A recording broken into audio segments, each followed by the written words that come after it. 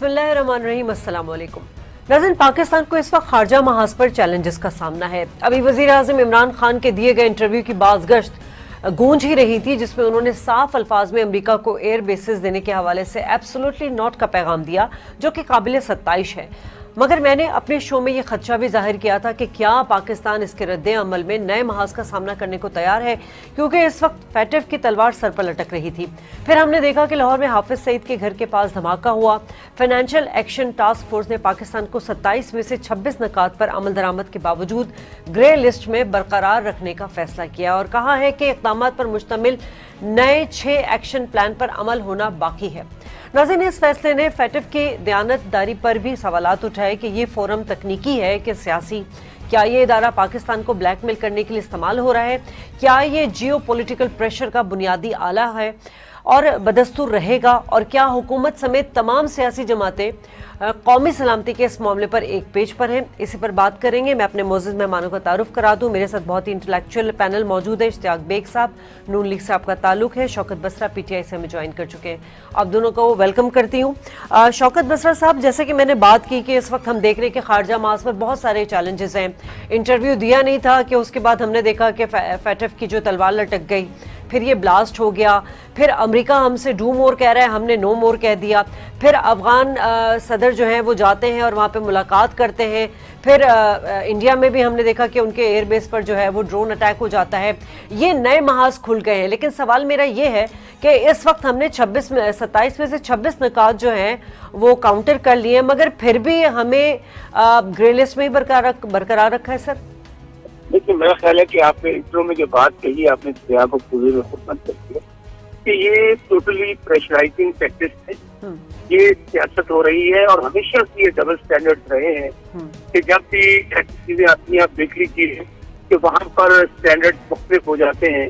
अभी पाकिस्तान के हवाले से जो कुछ ये टैक्सेस इस्तेमाल हो रहे हैं, थोड़ा क्लैरिटी के साथ मैं आपको कह रहा हूँ, ये प्रेशराइज करना चाहते हैं। जिस तरह प्राइम मिनिस्टर साहब को कहा कि हमें आप एयरबेस देंगे कि नहीं देंगे, उन्होंने उसका जवाब दिया। उसके बाद रिएक्शन में जब आपने जितनी उनकी रिक्वायरमेंट्स थी सारी को फुलफिल कर दिया, बल्कि आप कह रही है कि सब मैं तो कह रहा हूँ सब के सब फुलफिल कर दिए पाकिस्तान ने।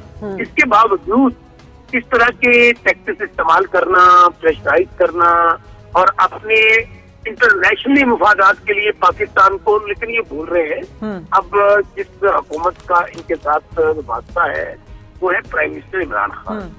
तमाम हम फोर्सेस के साथ, तमाम हमारे लॉ इन्फोर्सिंग इदारों के साथ हम कोऑर्डिनेशन में हैं। पूरी हम लोग इस इशू के ऊपर सब इकट्ठे हैं, पूरी कौम इकट्ठी है।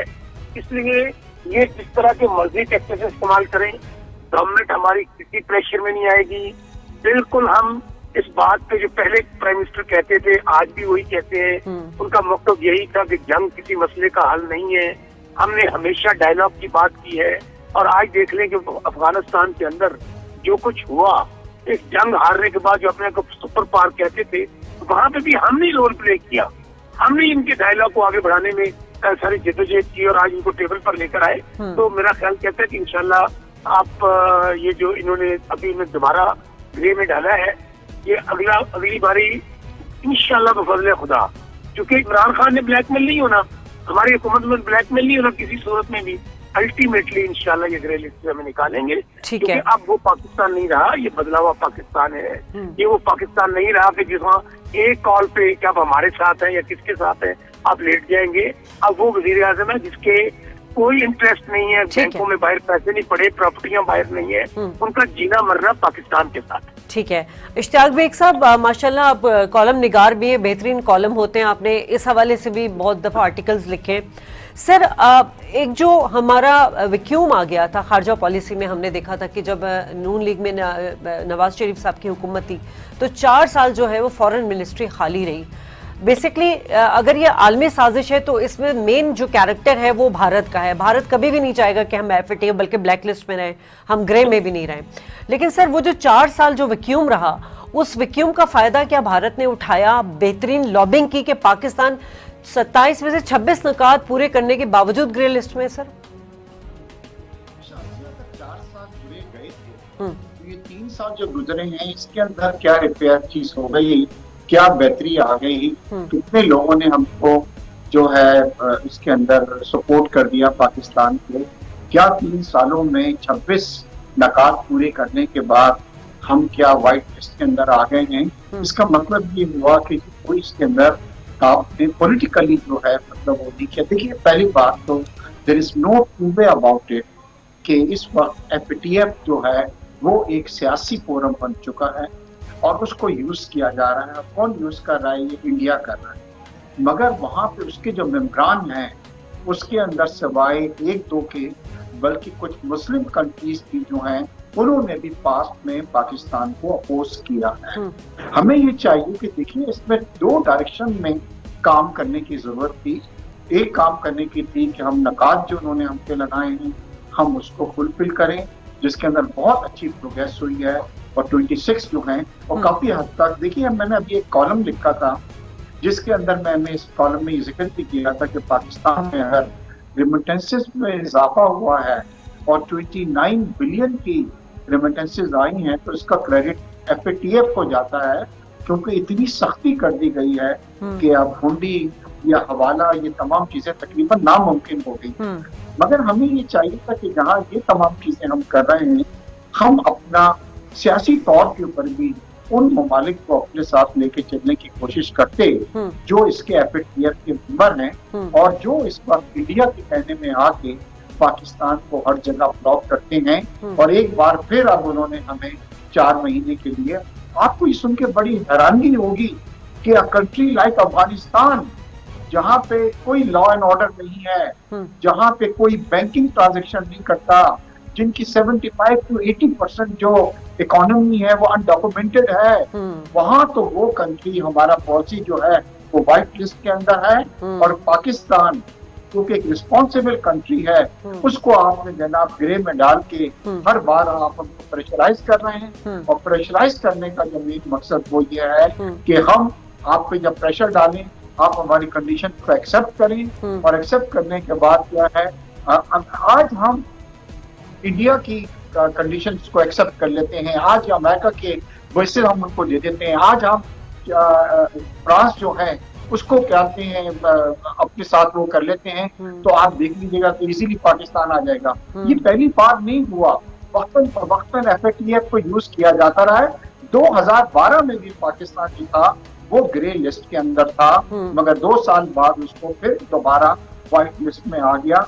ये सो अनफॉर्चुनेट है कि सियासत हो रही है एफएटीएफ के ऊपर, दुनिया देख रही है, मगर अफसोस सिर्फ ये है कि हम अपने लोग जमा नहीं कर सके जो हमें सपोर्ट कर सकता, सिवाय चाइना के कुछ मुसलमान ममालिक भी हैं जो एफएटीएफ की कमेटी के मेंबर हैं, वो भी हमें सपोर्ट नहीं कर रहे हैं। ठीक है शौकत बसरी साहब, जिस तरह की आपने बात की और जिस तरह इश्तियाक बेग साहब ने भी उस पॉइंट को रेस किया है कि ये एक ब्लैकमेलिंग के एक इदारा बन गया है, गो के ये इदारा जो है वो टेरर फाइनेंसिंग और मनी लॉन्ड्रिंग पर नजर रखने वाला इदारा है, मगर हम देखते हैं कि वो भारत को अवॉइड कर जाता है। भारत में हमने देखा कि बैंक ट्रांजैक्शन हमें ऐसी नजर आई हैं, टेरर फाइनेंसिंग के हवाले से भी वहाँ बहुत सारी चीज़ें नजर आई हैं।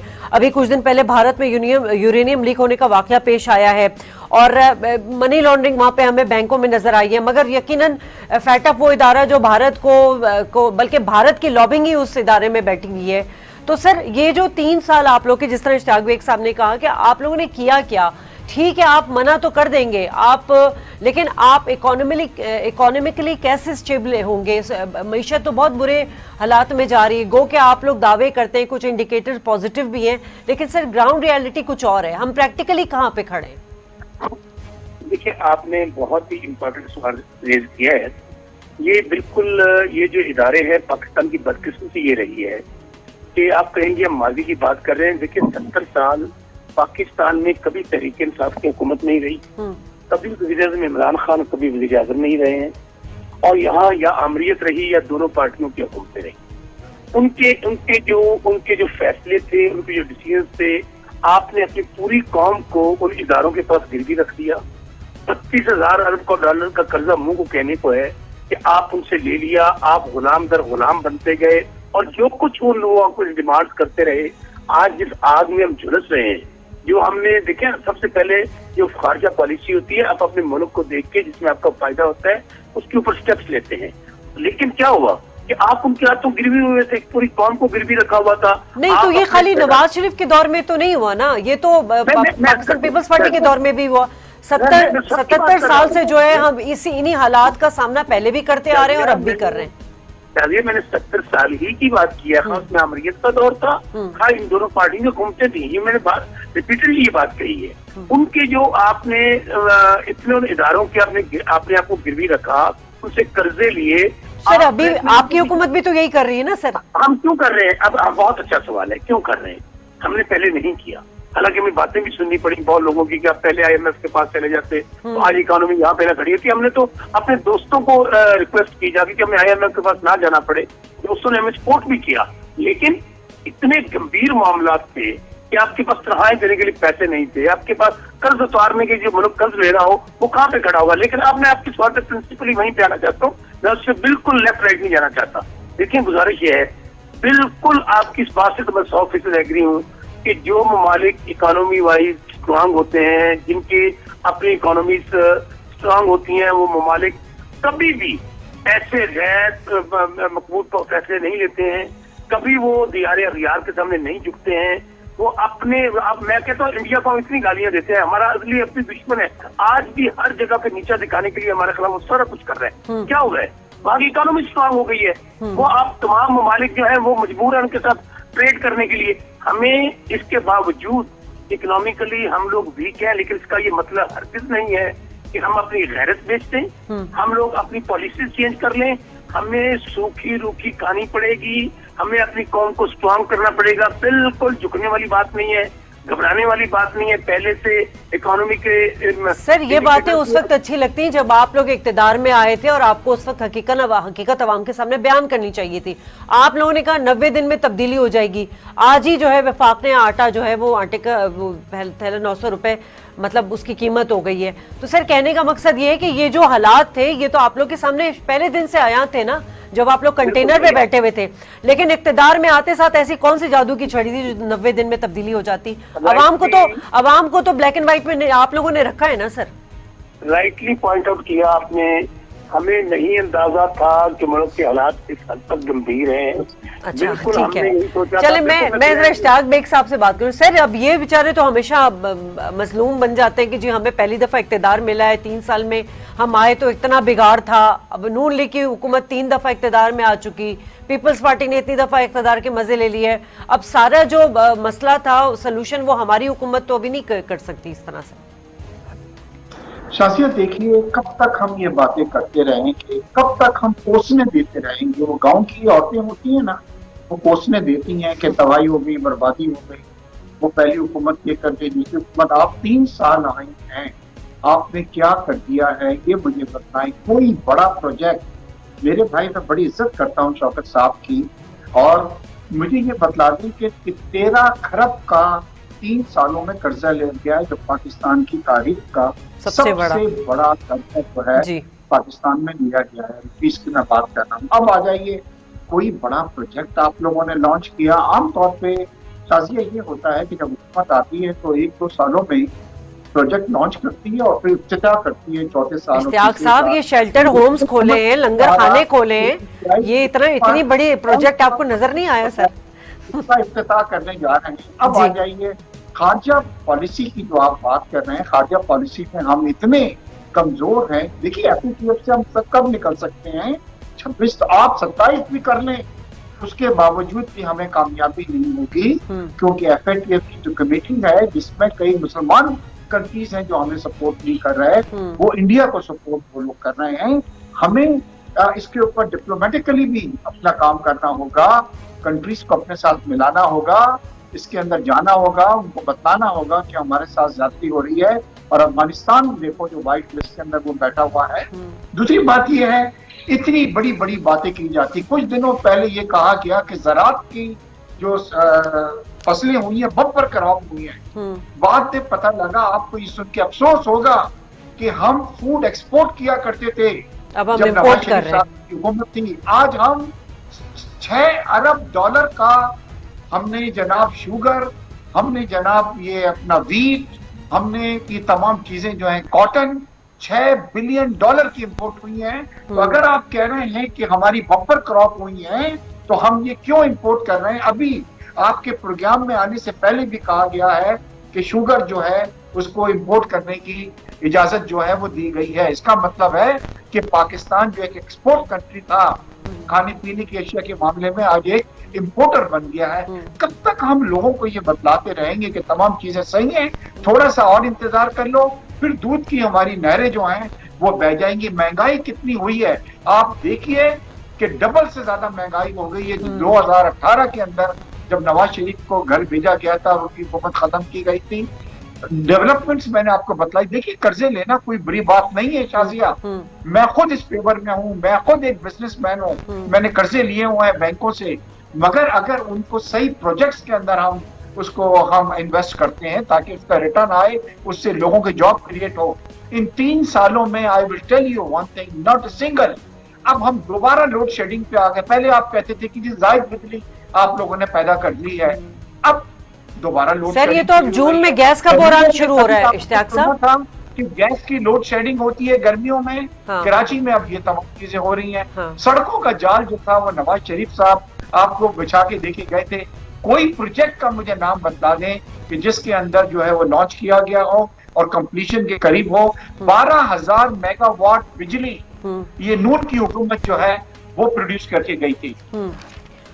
शौकत साहब अभी जितनी, क्योंकि माशाल्लाह बिजनेसमैन भी हैं और जिन इंडिकेटर्स की तरह को इन्होंने निशानदेही की है वो मेरी भी नज़र से गुजरे हैं। सवाल यहाँ पर यही है कि 3 साल में एग्रीकल्चर मुल्क होने के बावजूद जो है हम फूड एक्सपोर्ट करें। सर ये तो इससे बड़ा अलविया क्या होगा सर? और हम 3 साल में आपकी हुकूमत से सिर्फ यही चोर ये डाकू, ये चोर ये डाकू, वो करप्ट, इतने पैसे बाहर पड़े, इतने पैसे लाने, हम तो 3 साल इन्हीं तमाम ड्रामों को देखते रहे सर। तो पहली बात ये है, मैं कोई इकोनॉमिकल एक्सपर्ट नहीं हूँ, देखकर माशाल्लाह बहुत मेरे भाई को बहुत तजुर्बा है, बहुत अच्छी बातें उन्होंने की है। लेकिन मैं कुछ फ्लाइट आपके सामने और सामने रखना चाहता हूँ। मैं किस कह रहा हूँ कि आज अल्हम्दुलिल्लाह मेरे भाई भी मानेंगे, एक्सपोर्ट्स पहले से बेहतर है, फॉरेन रिजर्व्स पहले से बेहतर है हमारी। आज सबसे मैं कहता हूँ मेरे भाई चूंकि खुद कारोबार के अंदर है, अपनी स्टॉक एक्सचेंज को देख लें, आपका रुपया मजबूत हो रहा है। मैं तो कह रहा हूँ मैं लंबी सर उसका इम्पैक्ट आम आदमी पे नहीं पड़ रहा है। आम आदमी की जरूरत गंदुम है, चीनी है, पेट्रोल है, ये जो रोजाना की जो अशिया खुरनोश है वो है उसकी जरूरत। चलिए उसी पे आ रहा हूँ जी। मैं देखो जो इशू आ रहा है वो यही आ रहा है कि अनटिल अनलेस जब मैं हारूनाबाद अपने गली कूचे में जाऊंगा, अपने इलाके में जाऊंगा, वो मोटाबाद जाऊंगा, मुझे जब लोग ये नहीं कहेंगे कि आटा सस्ता हो गया है, चीनी सस्ती हो गई है, खाने पीने वाली चीज सस्ती हो गई है, उस वक्त तक इम्पैक्ट नहीं आएगा। और उसके लिए हम भरपूर कोशिश कर रहे हैं कि हमें नीचे से ये आवाज आए, पब्लिक से ये आवाज आए कि पहले से जो आम जरूरत जिंदगी की चीजें हैं वो सस्ती हुई हैं, फिर जाके हम समझेंगे कि हमने अपना गोल अचीव किया। लेकिन एक बात मैं बताऊं, लेकिन दूसरा सवाल जो आपका है, बार बार मैं उसी बात पे आ रहा हूँ कि आपको गैर मकबूल फैसले कभी कभी लेने पड़ते हैं। ये गैर मकबूल बाद में जो फैसले लिए गए कि जाए जी आप उनके हुक्म माने, आप उनको कहे हम आपके साथ हैं, यहाँ अड्डे भी दिए गए, यहाँ पर जो कुछ हुआ पूरी कौम के सामने। अब एक लीडर जो है वो खड़ा हुआ है, जब कौमें बनती हैं, जब अगर 70 साल आपने कौम को कौम नहीं। सर माजरत के साथ ये है कि इमरान खान साहब का जो विजन है ना वो बहुत पुराना है। लोग दुनिया जो है कहां से कहां तरक्की कर रही है, आईटी डिपार्टमेंट्स खोले जा रहे हैं, आईटी में क्या क्या चीजें मॉडर्नाइज की जा रही हैं, और हमारे प्राइम मिनिस्टर साहब जो बेसिक देने की चीजें हैं, जो आवाम की बेसिक नीड है, जो आवाम की जो रियासत की देने की चीजें, शेल्टर होम्स, खाना, लंगर खाना, इमरान खान साहब तो ये करते फिर रहे हैं। देखिए मैं एक बात बताऊं, ये भी सारी चीजें साथ साथ पैरेलल चलती हैं। सर वो तो रियासत की जिम्मेदारी है ना, जो करने वाली चीजें वो नहीं की गई ना। देखिए मैं आपको अर्ज करूँ, यहाँ पे ये हुआ है कि जो इलाके जिन लोगों के लिए आपने काम करना था, यही तो दो हम कहते हैं कि 2 पाकिस्तान है। एक जहाँ क्रिमिनल एलीट बस्ती है, यहाँ पे वो 10% है पाकिस्तान का, 90% वो लोग हैं जो आज जिंदगी मौत की कशमकश में है।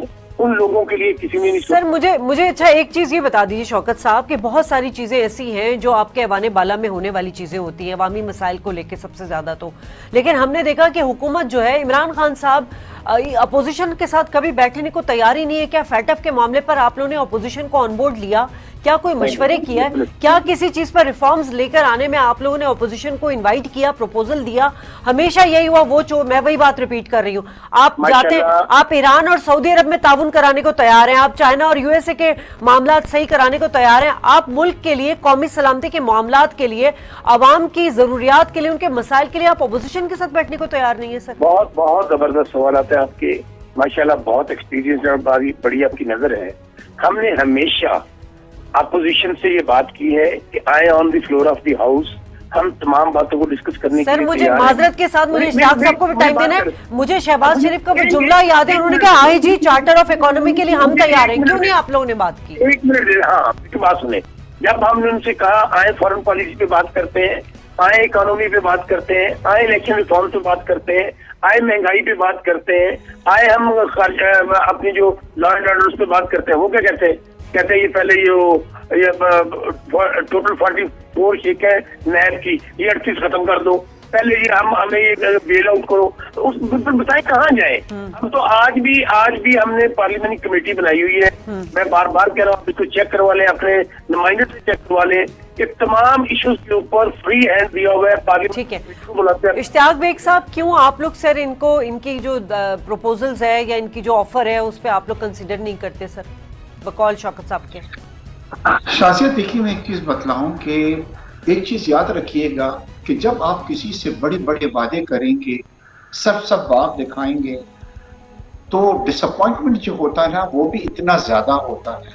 एग्जैक्टली यही चीज हो रही है कि आपने लोगों को जो सरसब बाग दिखाए थे कि दूध की नहरें बह जाएंगी, और अब जो हो रहा है उसके बाद लोगों की डिसअपॉइंटमेंट में इतना ज्यादा इजाफा हो गया। इसकी मिसाल मैं अपने शौकत भाई को सिर्फ एक ही देना चाहता हूँ कि एक फैसल वाडा साहब थे जो कराची से कहते थे कि जी मैंने नून का वो इलेक्शंस लड़के वो कह रहे थे कि जी मैं जीत गया हूँ। उस जगह जब ज़मीनी इंतखाबात हुए शाजिया साहिबा, तो आपको पता है पीटीआई कौन से नंबर पे आई है? 5वें नंबर पे आई है। अब आ जाइए ज़मीनी इंतखाबात को भी देख लीजिए, जहां जहां हुए peoples party they lost. Why? क्योंकि वॉल पे ये लिखा हुआ है कि लोग खुश नहीं हैं। आज आप पंजाब में इलेक्शन करा दें, अगर नूइंग स्विप नहीं कर जाए तो मैं पॉलिटिक्स में छोड़ दूंगा। वजह ये हो रही है, अच्छा लगातार लोगों को आप सरसब बाग मत दिखाएं, झूठ नहीं बोले आप। अभी भी मैं आपको बताऊं, देखिए अगर थोड़ी सी बेहतरी आई है शाजिया, तो वो आई है रिमिटेंसेस की वजह से। हमारी रिमिटेंसेस जो थी वो 21-22 बिलियन हुआ करती थी, इस बार 29 बिलियन आई है। 8 बिलियन हमारा एक साल में ज्यादा आया है। आपको ये सुन के बड़ी हैरानगी होगी कि हमारी एक्सपोर्ट्स जो पूरे साल कहा जा रहा था कि बढ़ गई है, वो 24 बिलियन डॉलर से आगे नहीं बढ़ी। हमारी इंपोर्ट जो कहा जा रहा था कि बिल्कुल हमने खत्म कर दी है, आपको पता है 50 बिलियन की इस बार हमारी इंपोर्ट हुई है, और हमारा 25 बिलियन का जो आया है वो हमारा जी ट्रेड डेफिसिट आया है। अच्छा, अब ट्रेड डेफिसिट को किसने ऑफसेट किया है? हमारी रिमिटेंस जो थी। अच्छा, ये रिमिटेंसेस का जो क्रेडिट है ना ये मैं ले सकता हूँ, ना शौकत साहब ले सकते हैं, ना पीटीआई ले सकते हैं। ये तो हमारे ओवरसीज, ये लोगों ने लीगलाइज चैनल से पैसे भेजे हैं क्योंकि एफएटीएफ ने इतनी ज्यादा सख्ती कर दी है। अब मैं आपको एक मिसाल दूं, मेरा दुबई में बिजनेस है, मेरे लोग काम करते थे, पहले हम कैश उनको सैलरी दे देते थे। अब एक नया लॉ आया, FATF is also very strict in UAE, कहा है कि जी सब अकाउंट्स जितने हैं वर्कर्स के खुलेंगे और उनकी सैलरीज उनके अकाउंट में जाएंगी। अच्छा। जब एक बार अकाउंट चली जाती हैं तो फिर वो किसी इलीगल चैनल से वो नहीं भेज सकते, उनको अपने बैंक से भेजनी पड़ती है। तो ये एक क्रेडिट आया है। लास्ट हमारा बजट जो था वो पूरा हमने रिमिटेंसेस पे बेस किया। आने वाला बजट जो है वो भी हम रिमिटेंसेस पे बेस कर रहे हैं। हमारी कोई एक्सपोर्ट्स में इजाफा नहीं हुआ है। प्लीज ठीक है इश्तियाक बेग साहब, बड़े अहम आपने पॉइंट रेस किए हैं, बहुत शुक्रिया सर आपका। शौकत बसरा आपका बहुत शुक्रिया। नाज़रीन, क्लोजिंग में मेरे कमेंट्स यही होंगे कि इस वक्त जो खारजा महाज पर हम लोग को चैलेंजेस हैं वो मिलकर सियासी जमातों के जो ज़ाती लड़ाइयाँ हैं उनको बालाए ताक रख कर, इल्ज़ाम तराशियों को एक तरफ रख कर कौमी सलामती के मामलात पर मिल बैठ कर कोई हल निकालना होगा, तभी हम इन चैलेंजेस का मुकाबला कर सकेंगे और नो मोर का नारा लगा सकेंगे। इजाज़त चाहती हूँ, अल्लाह ने के पानी।